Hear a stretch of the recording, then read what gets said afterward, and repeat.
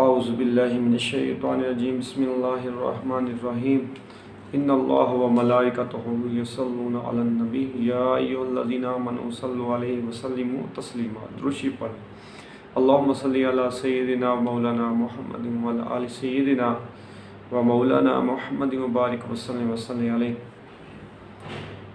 حضرت ابو سعید رضی اللہ تعالی عنہ فرماتے ہیں کہ میں نے رسول کریم صلی اللہ تعالی علیہ وآلہ وسلم کو فرماتے ہوئے سنا کہ تم میں سے جو شخص برائی کو دیکھے، آقا کریم صلی اللہ علیہ وآلہ وسلم نے فرمایا تم میں سے جو شخص برائی کو دیکھے اسے اپنے ہاتھ سے روکے۔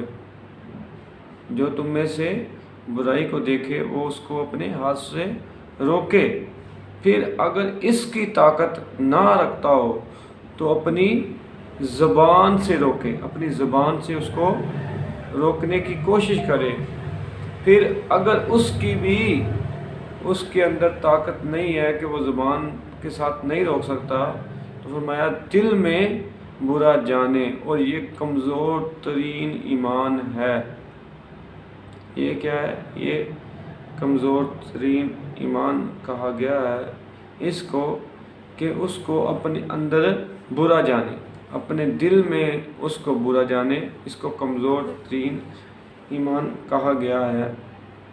اگر پھر اس حدیث پاک کو سامنے رکھ کے اگر ہم اپنا محاسبہ کریں تو ہمارے سامنے دن بھر کتنی ایسی برائیاں آتی ہیں جن کو ہم ہاتھ سے روکنے کی قوت بھی رکھتے ہیں، زبان سے روکنے کی قوت بھی رکھتے ہیں، تو اس کے باوجود بھی ہم اس کو نہیں روکتے تو یاد رکھیں تو پھر ہمارا کن لوگوں میں شمار ہوتا ہے، ہمارا شمار کن لوگوں میں ہوتا ہے۔ ہمیں اس چیز کو سوچنا ہے۔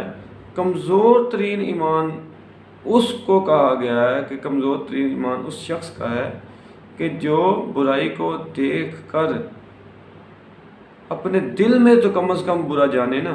یہ کمزور ترین ایمان ہے۔ دل میں تو وہ محسوس کرے، دل میں تو وہ جانے کہ یہ برائی ہے۔ اگر وہ ہاتھ سے روک سکتا ہے تو یہ اعلیٰ درجے کا ایمان ہے۔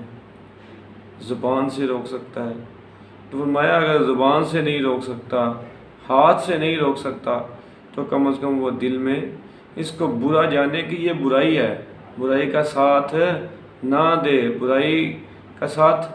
دے، برائی کو سپورٹ نہ کرے، اس کو دل میں کم از کم برا جانے۔ اللہ تعالی ہمیں ایسی چیزوں سے، ایسی برائیوں سے اور برائی والوں کاموں سے بچنے کی توفیق عطا فرمائے۔ جہاں تک ہو سکے ہمیں برائی کو روکنا چاہیے، یہی ہمارا اسلام ہمیں تعلیمات دیتا ہے۔ اللہ تعالی ہم سب کا حامی و ناصر ہو۔ وما علینا الا البلاغ المبین۔